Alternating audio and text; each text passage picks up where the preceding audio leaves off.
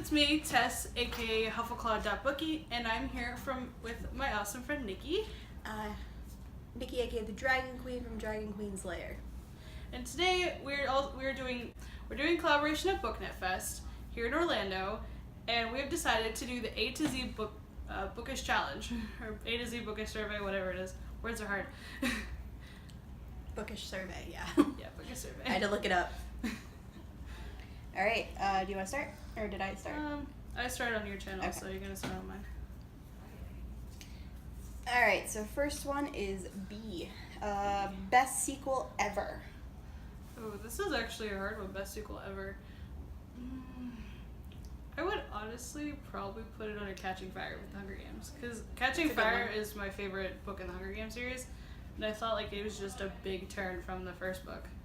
It's actually a really good one.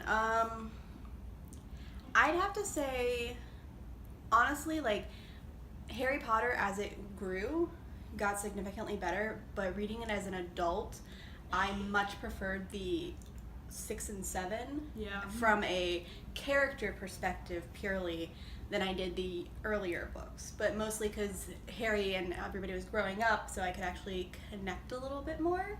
When they were 11, I'm like, where's Child Protective Services right now? Right. That's how I read them too. My favorite book in Harry Potter is Order of the Phoenix, so I like the last ones better than the first ones. This is M, as in man. Major book hangover. I get these all the time. I get them all the time. I want to say a big one. A big one was probably Fragmented by Madeline Dyer. It's, in my opinion, an extremely underrated dystopian series. And basically, there's this group called the Untamed, and they're like pure, like they don't have any drugs or anything like that. And there's these people that are called the Enhanced, and they have all these drugs, or they're called augmenters, that actually alter their being to be positive. So they get rid of sadness and anger and like everything else, like anything that's not happy-go-lucky, basically. That reminds me of the video game. I forget what it's called, but it's like, did you take your happy pill today? And yeah, like, that's kind of what it is. And if you didn't take your happy pill, then you saw the real life, and it wasn't good. Yeah, that's pretty much what happens. And the main character's name is Seven, because basically she's the 7th child. And the way her family did it is they numbered the kids. So like her brother's 3, her sister's 5, and stuff like that. And when she went over to the Enhanced, I can't remember the name that they tried to give her, but I'll put it in the description. I'll put a link to Untamed on Amazon, because I loved the series. It was just absolutely phenomenal. And I recommend it if you really love good, not cliche, not romance, covered dystopian series. I think my biggest book hangover was, I want to say, Mistborn by Brandon Sanderson. Like, I started reading the physical book, and I went in a reading slump for like 3 months. I could not read after that. But when I picked up the audiobook, I had to read all of it. So like in the physical book, I just couldn't get through it, but with the audiobook, I was just like, oh my god, this is amazing, because the pacing was a little different, I think. Yeah. But I think that once I finished The Mistborn, I was like, I need more, please. It's like having a Bloody Mary the day after. Oh man. And I'm not a Bloody Mary person at all. Me either. That's just true. You do too. That's true. Yeah. That's fine. Sorry about that. R. Let's see, what is R? Reading Regret. 1Q84 straight up. I that book was so problematic. Also, City of Glass, I wasn't a huge fan. That was it's one of the shorter books in the series, but I had such a hard time getting through that one. I forced myself to finish reading that book, and I just wasn't super excited to continue. I picked it up because of BookTube, actually. Like, everybody's like, oh my god, it's amazing, the series is amazing. But I'm like one of those people where if the first book doesn't catch me, unless I'm told by somebody I trust that the second book is amazing and it gets so much better, I'm out. Like, yeah, I think the series does get better after City of Glass, but it's like the way I'm reading this series is the publication order, so I'm reading Infernal Devices along with it, and then I'm actually, like I said, in the middle of Clockwork Princess, so I haven't finished either one of those yet. So I'll pick a second one since you picked 2. Because I actually took 2. I'm so bad with this. F. F. Fictional character you probably would have actually dated in high school. That's hard. I don't do fictional boyfriends.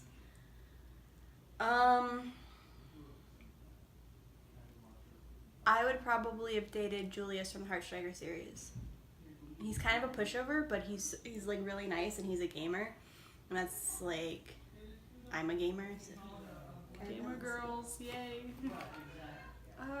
That would actually be a really hard decision for me because there's so many, but I just had one in my head and it fucked up. I want to say Adrian from Vampire Academy. I ship Sidrian so hard. I ship them. Let's see. Oh wait, we already did this one. You can't get that one. W. I might put 2 X's. Yep, 2 X's. Worst bookish habit. Probably eating while reading. And like sometimes I'll eat something like kind of cleanish, like I'll eat like potato chips or something, like something that doesn't rub off on my hands, but I tend to gravitate toward Doritos. I love Doritos and like Cheez-Its and stuff stuff that gets your fingers all like orangey and stuff like that. Fun story, she was eating Doritos like an hour ago. I was eating Doritos before lunch. I think mine is just putting down books and not picking them up again. Like, even if I'm interested in them, so I get in reading slumps where I'm not feeling it that day, and then I put it down and then never pick it up again. Yeah.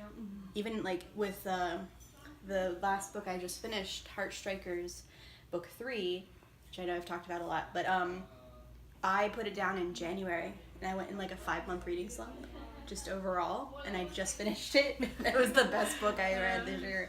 It's like, yes. I. Let's see. Important moment in your reading life. When I was a kid, I was given a copy of Where the Sidewalk Ends by Shel Silverstein. I love him. His poems are amazing. And I think that was one of the twists in my life that like made me love reading. So I also have, that's one of the books that I would make sure that my future children read no matter what generation we're in. Yeah.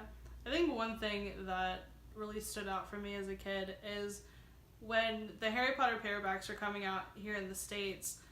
I was like 5 or 6 when it came out, and my grandma would buy us the paperbacks as they came out for Christmas, and so my mom would read them to me and my brother when we were younger. So I think that's definitely something I want to pass on to my kids, is read them Harry Potter as little kids, because I love Harry Potter. Like, I read it as an adult, and it's like just a complete game changer. That's fair. Okay. T. 3 of your all-time favorite books. Let me see. Harry Potter and the Order of Phoenix by J.K. Rowling. Vampire Academy by Rochelle Mead. The third one I always have a problem with because I can never keep the third one the same. I would have to put Untamed by Madeline Dyer as number 3.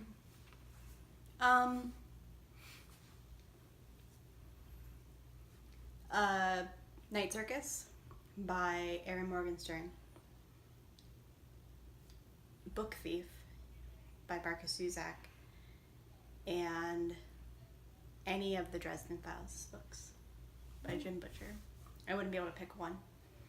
It's kind of like how people feel with Harry Potter. Like, they're like, they have a favorite.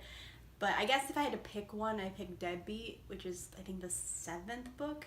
Mostly because the T-Rex comes to life. Oh, that's so cool. Yeah, it was kind of awesome. Her name is Sue. Oh, Sue. H. Hidden Gem book.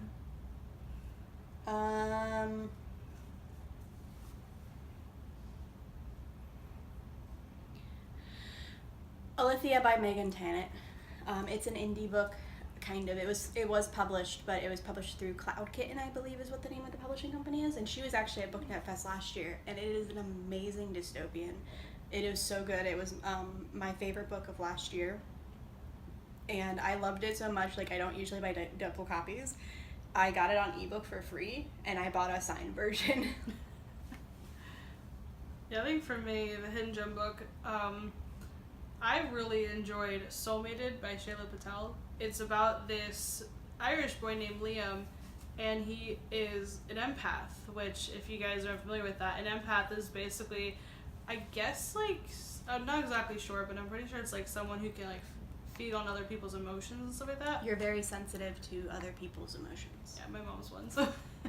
But he had this, like, his dad gets these visions and stuff like that, and about a girl from India. And so he goes around, like, they're moving around the United States, and he's dating these girls, and he finally settles, I believe, in North Carolina. It might be wrong, it's been over a year since I read the book.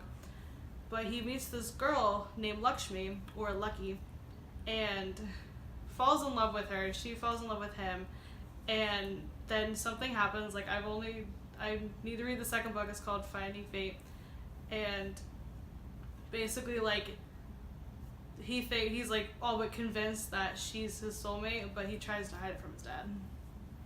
But it's a really cute story. It's actually it's amazing. This is the last round. All right, last round. D. Drink of choice while reading. Tea. I'm a tea addict. That's all I drink.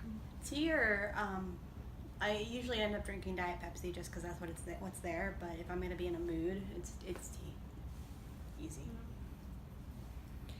Last one. Z. Z. There goes the last letter. Z. Snatcher book. Last book that kept you up way too late. Oh, Book Thief by Marcus Zuzak. I finished it in 2 days. I did not put it down at all that weekend. I was sobbing uncontrollably and still reading. I'm just like, I need to know what happens.